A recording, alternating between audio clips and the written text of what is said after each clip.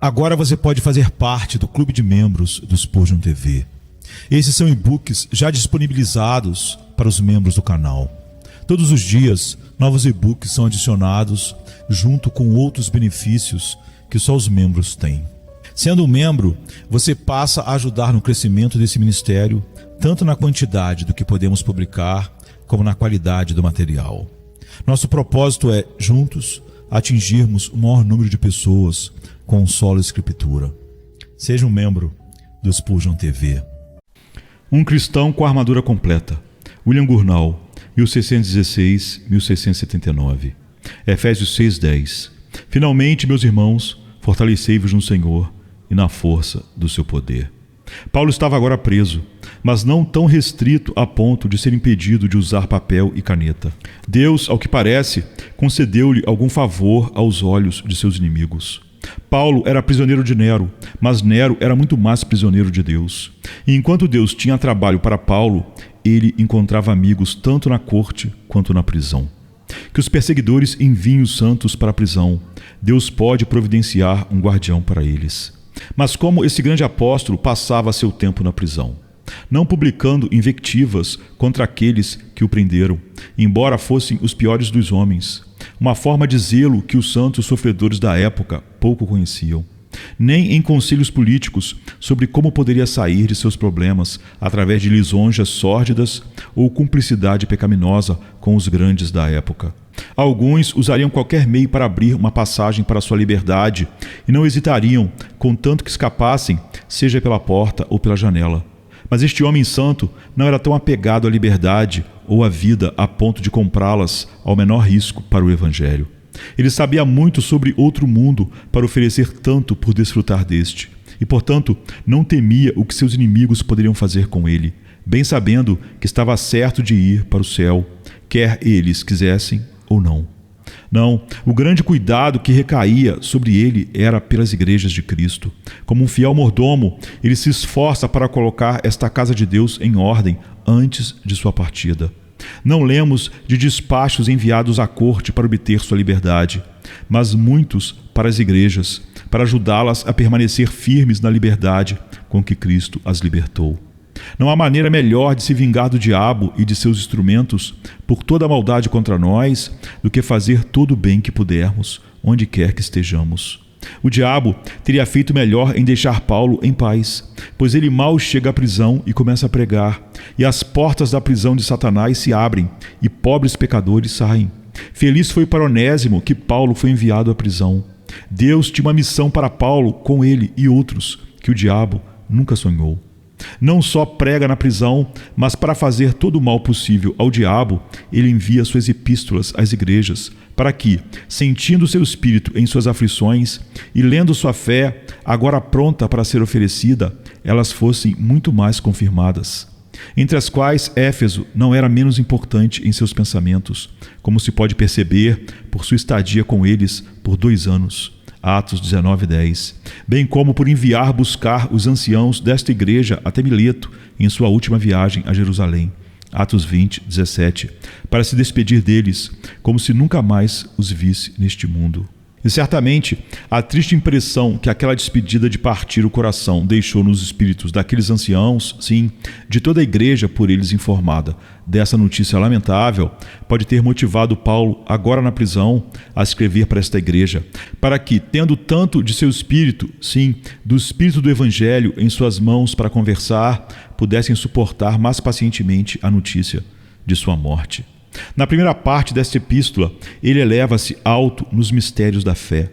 Na segunda, de acordo com seu método usual, ele desce para a aplicação, onde o encontramos reunindo todas essas verdades como raios juntos, em uma poderosa exortação para mais inflamar seus corações e persuadi-los poderosamente a andar de modo digno da vocação. Capítulo 4:1. O que é feito quando a vida do cristão é tão transparente que a graça do Evangelho brilha no poder da santidade em todos os lados e de todas as suas relações, como uma vela em um vidro de cristal, não em uma lanterna escura, iluminando um lado e escurecendo o outro. E, portanto, ele percorre as várias relações de marido, esposa, pais, filhos, mestre e servos, e pressiona o mesmo em todas elas. Agora, tendo colocado cada um em seu lugar apropriado, sobre seu dever particular, como um sábio general, depois de organizar seu exército e colocá-los em fila, ele faz o seguinte discurso à frente deste campo de Éfeso, todo em frase marcial, como melhor convém à vocação cristã, que é uma guerra contínua com o mundo e o príncipe do mundo. O discurso em si contém duas partes. Primeiro, um breve, mas doce e poderoso encorajamento, versículo 10. Em segundo lugar, a outra parte é dedicada a várias direções, para gerenciar esta guerra com mais sucesso, com alguns motivos aqui e ali espalhados entre elas. Comecemos com a primeira. Primeiro, a palavra de encorajamento para a batalha. Com isso, ele começa seu discurso. Finalmente, meus irmãos, fortalecei-vos no Senhor. A melhor maneira de prepará-los para as direções seguintes. Uma alma profundamente possuída pelo medo e desanimada com fortes impressões de perigo não está em postura para receber conselhos. Como vemos em um exército, quando é posto em fuga por algum alarme súbito ou apreensão de perigo, é difícil reuni-los em ordem até que o susto causado por isso passe. Portanto, o apóstolo primeiro levanta seus espíritos. Fortaleçam-se no Senhor. Como se ele dissesse, talvez algumas almas desanimadas sintam seus corações falharem, ao verem seus inimigos tão fortes e eles tão fracos, tão numerosos e eles tão poucos, tão bem armados e eles tão nus e desarmados, tão habilidosos e experientes em armas, mas eles soldados verdes e inexperientes. Não deixem que esses ou quaisquer outros pensamentos os assustem, mas com coragem inabalável avancem e sejam fortes no Senhor, sobre cujo desempenho repousa o peso da batalha, e não sobre sua habilidade ou força. Não é o menor cuidado e habilidade de um ministro, ao dividir a palavra, pressionar o dever cristão, de modo a não oprimir o espírito com o peso disso, colocando nos ombros da criatura, e não na força do Senhor, como aqui nosso apóstolo nos ensina. Neste versículo, primeiro, há uma saudação familiar, meus irmãos. Em segundo lugar, há a exortação, fortaleçam-se. Em terceiro lugar, há uma direção cautelosa anexada à exortação, no Senhor. Em quarto lugar, há uma amplificação encorajadora da direção e na força do seu poder, ou no seu poder onipotente. Da coragem e resolução cristã, porque são necessárias e como são obtidas. Vamos deixar de lado a nomeação e começar com a exortação.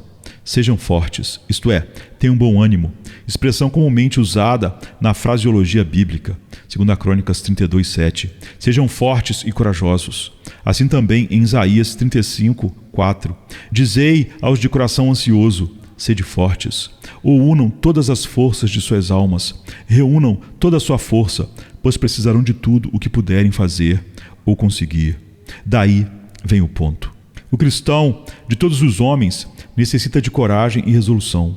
De fato, não há nada que ele faça como cristão ou possa fazer que não seja um ato de bravura. Um espírito covarde está abaixo do dever mais baixo de um cristão. Josué 1:7. Seja forte e muito corajoso para que você possa, o quê? Enfrentar a batalha contra aquelas nações guerreiras? Não, mas para que você possa obedecer a toda a lei que Moisés, meu servo, lhe ordenou. Requer mais bravura e grandeza de espírito obedecer a Deus fielmente do que comandar um exército de homens. Ser cristão do que ser capitão. O que parece menos do que um cristão orar. Ainda assim, isso não pode ser realizado corretamente sem um espírito de príncipe. Como Jacó é dito comportar-se como um príncipe quando apenas orou, pelo que saiu do campo como o estandarte de Deus. De fato, se você chama de oração o que uma pessoa carnal realiza, nada mais é pobre e covarde. Tal pessoa é tão estranha a essa empreitada quanto o soldado covarde aos feitos de um chefe valente. O cristão em oração aproxima-se de Deus com uma ousadia humilde de fé e agarra-se a Ele. Luta com Ele, sim, não o deixa ir sem uma bênção. E tudo isso diante de seus próprios pecados e da justiça divina, que dispara contra ele da boca ardente da lei, enquanto a ousadia do outro na oração é apenas fruto ou da ignorância em sua mente ou da dureza em seu coração. Pelo que, não sentindo seus pecados e não conhecendo seu perigo, ele se precipita para o dever com uma confiança cega, que logo falha quando a consciência desperta e o alarma que seus pecados estão sobre ele, como os filisteus sobre Sansão. Ai, então, em um susto, o pobre espírito joga sua arma, foge da presença de Deus como Adão culpado, e não ousa olhar para ele. De fato, não há dever no curso da caminhada do cristão com Deus ou agir para Deus que não seja acompanhado de muitas dificuldades que disparam como inimigos através das cercas no cristão, enquanto ele marcha em direção ao céu. De modo que ele é obrigado a disputar cada centímetro de terreno conforme avança, pela graça soberana operando nele. Apenas algumas almas feitas soberanamente pelo Espírito, nobres e valentes, que ousam tomar o céu à força, entre aspas, são adequadas para essa vocação.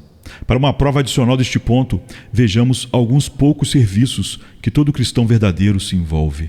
Primeiro, o cristão deve proclamar e perseguir uma guerra irreconciliável contra seus pecados íntimos. Aqueles pecados que estiveram mais próximos do seu coração, agora devem ser pisados aos seus pés. Assim Davi disse: eu me guardei da minha iniquidade. Agora, quanta coragem e resolução isso requer. Você acha que Abraão foi testado para valer quando chamado a tomar seu filho Isaque, seu único filho a quem amava, Gênesis 22, 2, e oferecê-lo com suas próprias mãos e nenhuma outra? Ainda assim, o que foi isso comparado a isso? Alma, tome sua luxúria, sua única luxúria, que é o filho do seu amor mais querido, seu Isaque, o pecado que causou mais alegria e riso, do qual você prometeu a si mesmo o maior retorno de prazer ou lucro. Como você deseja ver meu rosto com conforto, coloque suas mãos sobre ele e ofereça-o. Derrame o sangue dele diante de mim, enfie a faca sacrificadora da mortificação no coração dele. E faça isso livremente, alegremente, pois não é um sacrifício agradável aquele que é oferecido com um semblante abatido. E tudo isso agora, antes de ter mais um abraço dele. Verdadeiramente, este é um capítulo difícil. Carne e sangue não podem suportar esta palavra. Nossa luxúria não ficará tão pacientemente no altar como Isaque, ou como um cordeiro que é levado ao matadouro, que é mudo, mas rugirá e gritará, sim, até mesmo estremecerá e rasgará o coração com seus gritos horríveis. Quem é capaz de expressar os conflitos, as lutas, as convulsões de espírito que o cristão sente antes de poder levar seu coração a esta obra? Ou quem pode descrever completamente a arte, as insinuações retóricas que tal luxúria usará para pleitear por si mesma? Às vezes, Satanás minimizará e amenizará a questão. É apenas uma pequena. Poupe-a, e tua alma viverá apesar disso. Outras vezes, ele lisonjeará a alma com a descrição dela. Você pode me manter e também seu crédito de espiritual. Eu não serei visto em público, em sua companhia, para envergonhá-lo, entre teus companheiros. Me esconda na sala mais reservada que você tiver no seu coração, longe da audição dos outros, se você apenas me permitir de vez em quando os braços libidinosos de seus pensamentos e afeições em segredo. Se isso não puder ser concedido, então Satanás parecerá apenas desejar que a execução seja adiada um pouco, como a filha de Jefté de seu pai. Deixe-me só 2 meses e depois faça comigo conforme o que saiu da tua boca. Juízes 11, 37. Sabendo muito bem que poucas luxúrias assim indultadas acabam obtendo perdão completo, sim, recuperando seu favor com a alma. Agora, que resolução requer para romper com tal violência e importunidade e, apesar de tudo isso, fazer a execução presente? Aqui os valentes espadachins do mundo mostraram-se meros covardes, que saíram do campo com bandeiras vitoriosas e depois viveram, sim, morreram escravos de uma mera luxúria em casa. Como alguém poderia dizer de um grande capitão romano que, enquanto desfilava em sua carruagem triunfal por Roma, não tirava os olhos de uma cortesã que caminhava pela rua? Vejam como este belo capitão, que conquistou exércitos tão poderosos, é ele mesmo conquistado por uma mulher tola. Em segundo lugar, o cristão deve andar de maneira singular, não seguindo os costumes do mundo. Romanos 12, 2. Somos ordenados a não nos conformar com este mundo, isto é, a não nos acomodar aos costumes corrompidos do mundo. O cristão não deve ter uma natureza tão condescendente a ponto de adaptar a sua profissão de fé conforme a moda dos tempos, ou o humor da companhia em que se encontra. Como aquele cortesão que, ao ser perguntado como conseguia manter sua posição em tempos tão mutáveis, ora tendo um príncipe a favor do papado, ora contra o papado, respondeu que era a Selice non ex quercu hortus. Ele não era um carvalho teimoso, mas um salgueiro flexível que podia se curvar ao vento. Não, o cristão deve permanecer firme em seus princípios e não mudar seu comportamento, mas mostrar livremente de que pátria é por sua santa constância na verdade. Agora, que ódio, que armadilhas, que perigos essa singularidade expõe o cristão. Alguns vão zombar e ridicularizar como alguém vestido à moda espanhola seria motivo de riso em nossas ruas. Assim Mical zombou de Davi. De fato, o mundo considera o cristão, por sua vida singular, como o único tolo. O que, penso eu, deu origem àquele apelido pelo qual comumente se expressa um homem tolo. Tal pessoa, dizem eles, é um mero Abraão, isto é, na visão do mundo, um tolo. Mas por que um Abraão? Porque Abraão fez aquilo que a razão carnal, o ídolo do mundo, ri como mera tolice. Ele deixou um presente de estado na casa de seu pai para ir a um lugar que ele não sabia onde, para receber uma herança que ele não sabia quando. E verdadeiramente, todos os santos são marcados como tolos pelo sábio mundo. Vocês conhecem o homem e suas palavras, disse Jeú a seus companheiros, perguntando o que aquele louco veio fazer, que não era outro senão um profeta. 2 Reis 9:11. Agora, isso requer coragem para desprezar a vergonha, que o cristão deve esperar encontrar por sua singularidade. Vergonha é algo que a natureza orgulhosa mais detesta. Para evitar isso, muitos não ousaram confessar Cristo abertamente. João 7,13. Muitos perdem o céu porque têm vergonha de ir para lá com o manto do tolo. Novamente, assim como alguns zombam, outros perseguirão até a morte, apenas por esta não conformidade nos princípios e práticas do cristão com eles. Esta foi a armadilha preparada para os 3 jovens. Eles devem dançar conforme a música de Nabucodonosor ou queimar. Este foi o complô para enredar Daniel, que andava tão irrepreensivelmente que seus próprios inimigos lhe deram este testemunho de que não tinha falha, exceto sua singularidade em sua vida com Deus. Daniel 6:5. É uma grande honra para um cristão, sim, para o próprio Evangelho, quando tudo o que seus inimigos podem dizer é que são meticulosos e não fazem como nós fazemos. Agora, em um caso como este, quando o cristão deve se converter ou queimar, deixar de orar ou tornar-se presa dos dentes cruéis de homens sanguinários, quantas retiradas políticas e distinções de autopreservação um coração covarde e irresoluto inventaria. O cristão que enfrenta tanta oposição precisa estar bem seguro na cela da sua profissão ou logo será desmontado. Em terceiro lugar, o cristão deve continuar seu caminho para o céu em meio a todos os escândalos que são lançados sobre os caminhos de Deus, pela apostasia e quedas graves de falsos professos.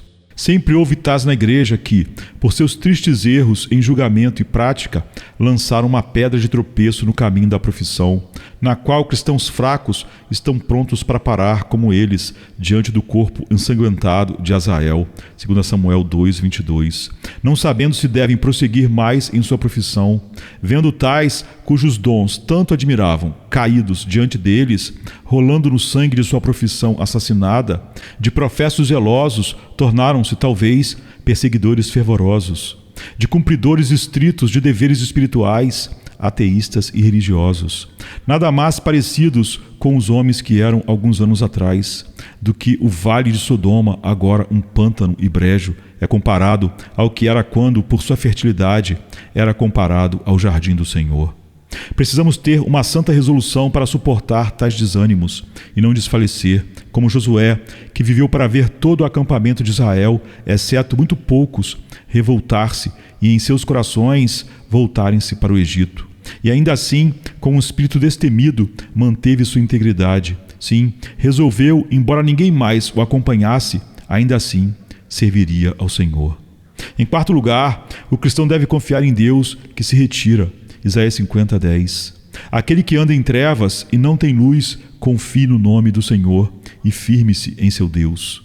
Isso requer uma santa ousadia de fé, de fato, para aventurar-se na presença de Deus como Ester diante de Assuero, quando nenhum sorriso é visto em seu rosto, nenhum cetro de ouro da promessa percebido pela alma, como estendido para encorajá-la a se aproximar, então pressionar com esta nobre resolução: se perecer, pereci. mas ainda confiar não apenas em um Deus que se retira, mas em um Deus que mata. Jó 13:15.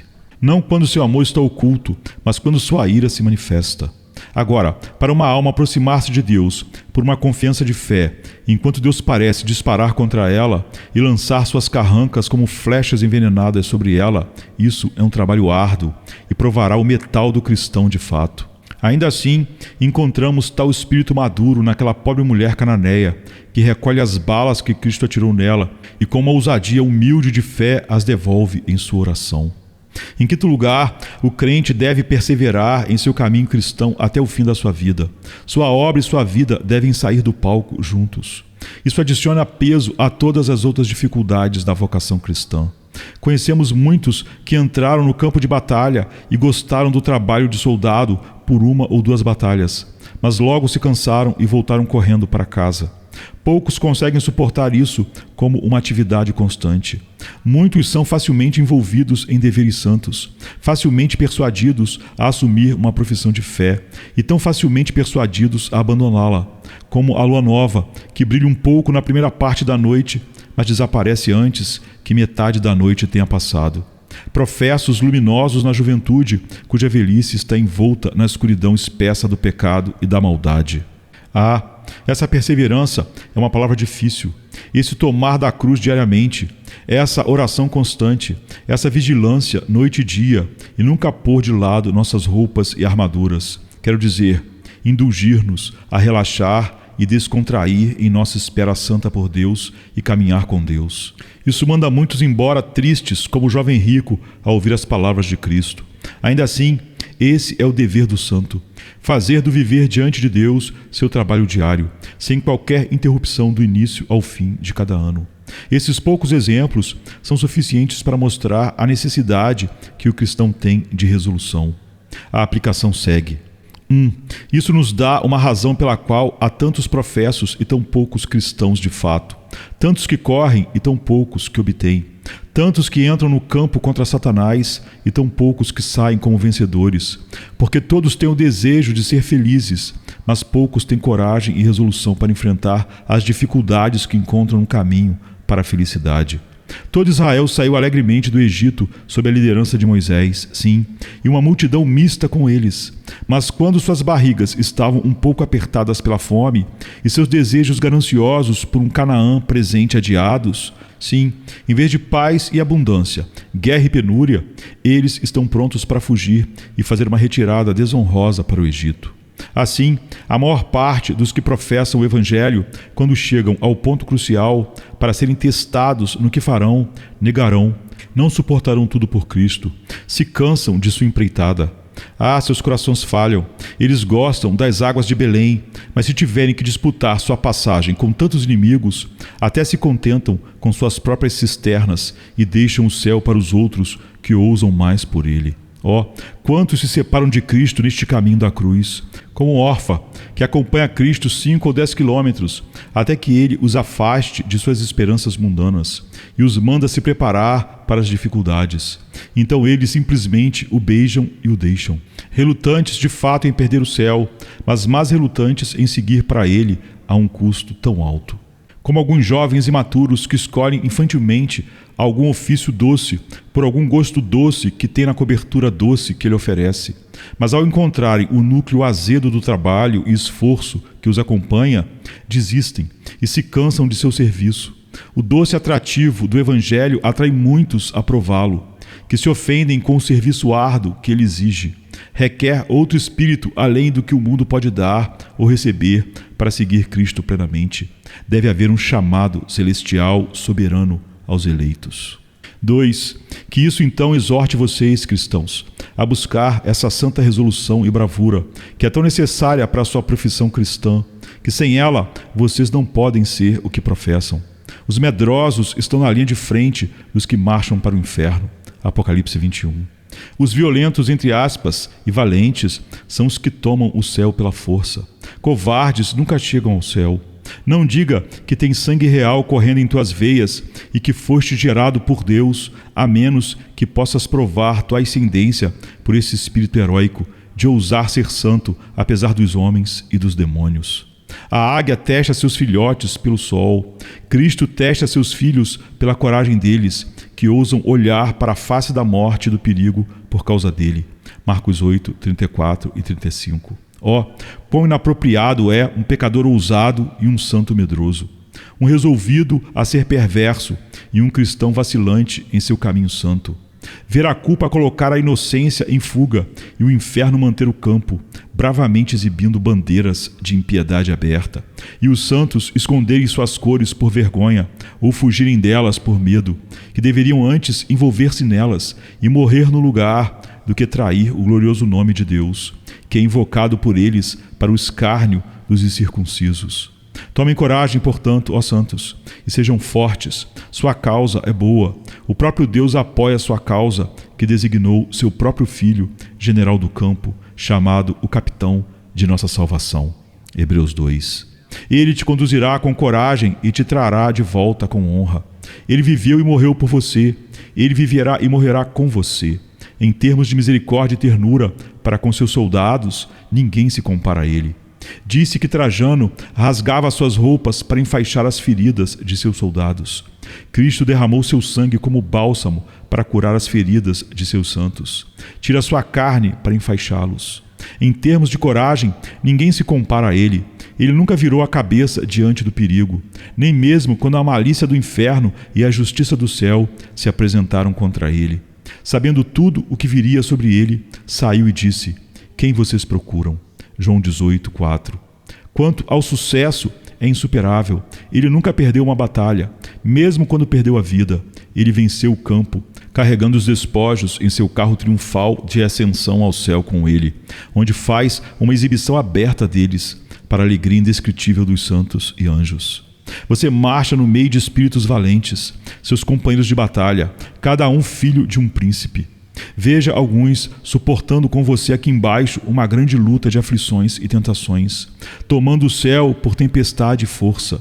Outros você pode ver, após muitos ataques, repulsas e reagrupamentos de sua fé e paciência, subindo os muros do céu, como conquistadores, de onde, por assim dizer, olham para baixo e chamam seus irmãos na terra, para marcharem colina acima após eles, gritando alto: "Avancem, e a cidade é sua, como agora é nossa."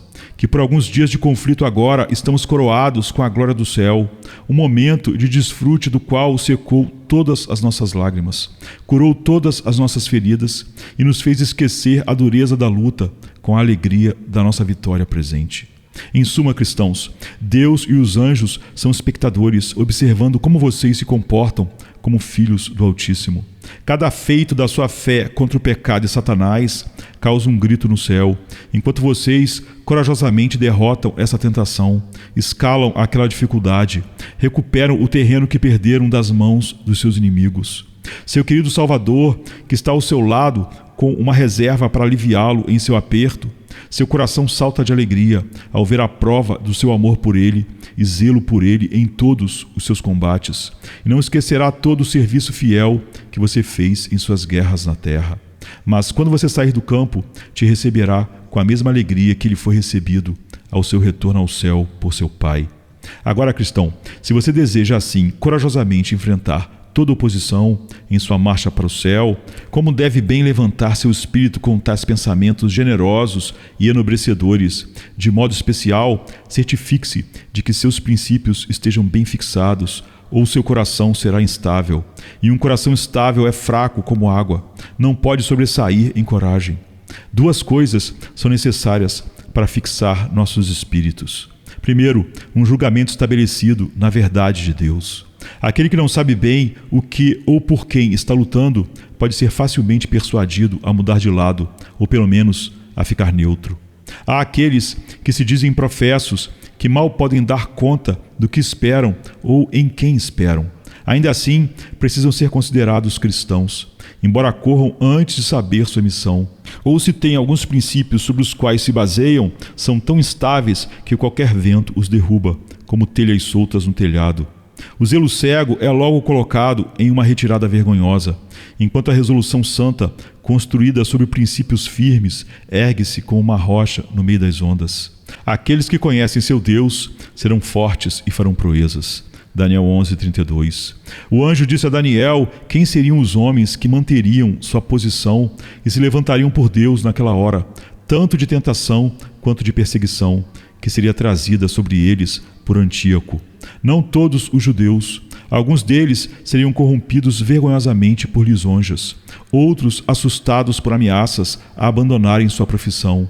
Apenas alguns de princípios firmes que conheciam seu Deus, a quem serviam, e estavam fundamentados na verdade, esses seriam fortes e fariam proezas. Ou seja, para as lisonjas seriam incorruptíveis, e para o poder e a força, invencíveis. Segundo, um objetivo sincero no fim certo em nossa profissão. Deixe um homem ser o mais conhecedor possível das coisas de Cristo.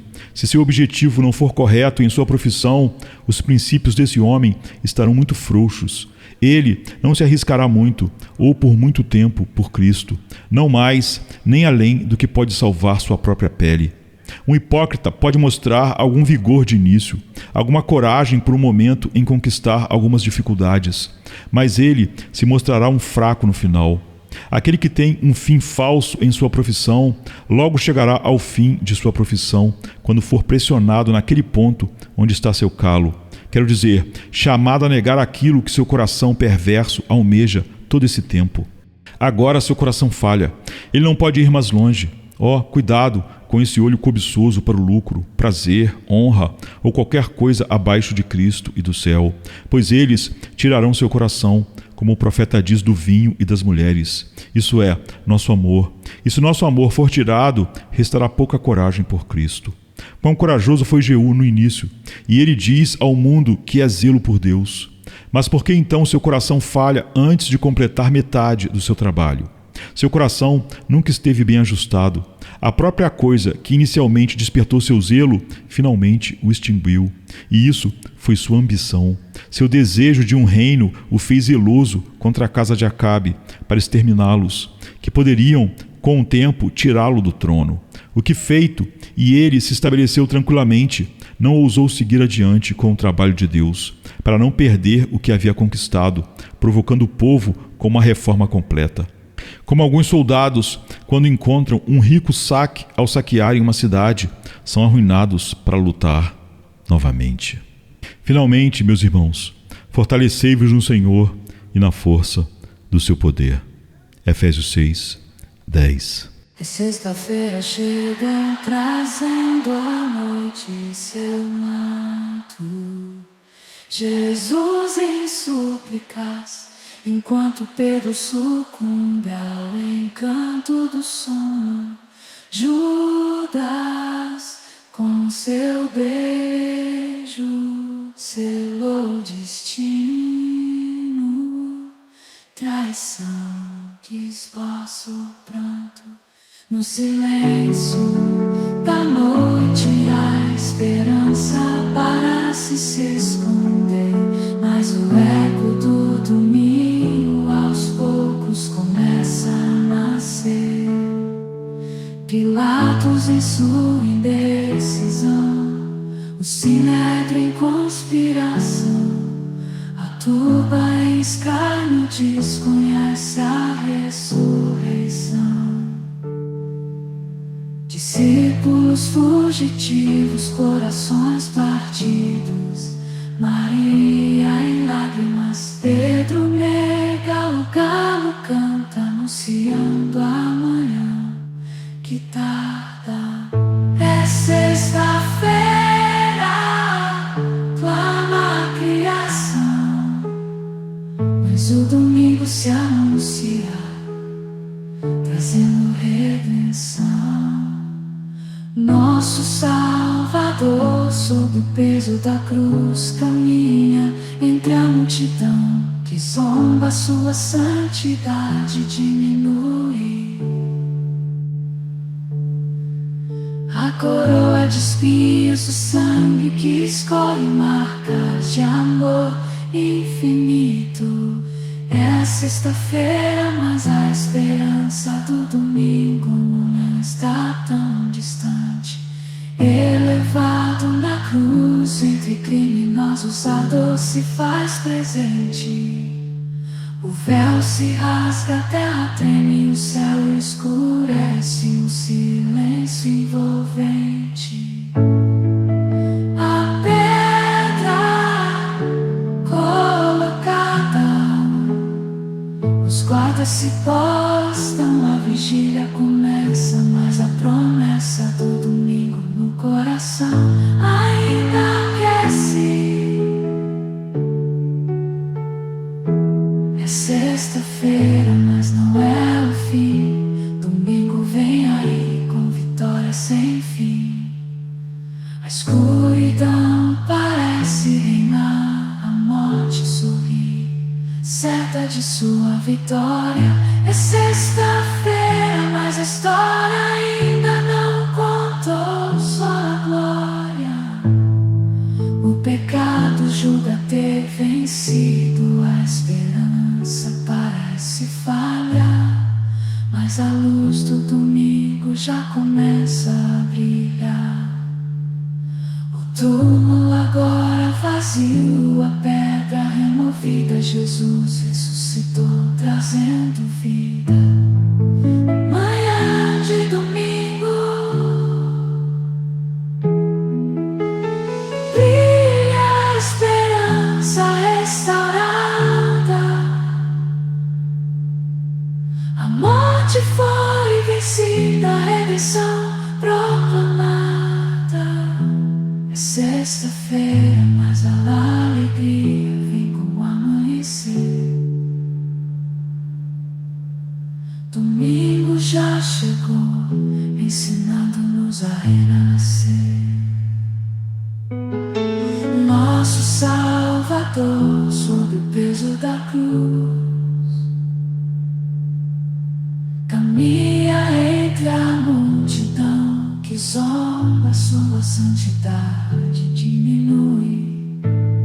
A coroa de espinhos, o sangue que escorre, marcas de amor infinito. É sexta-feira,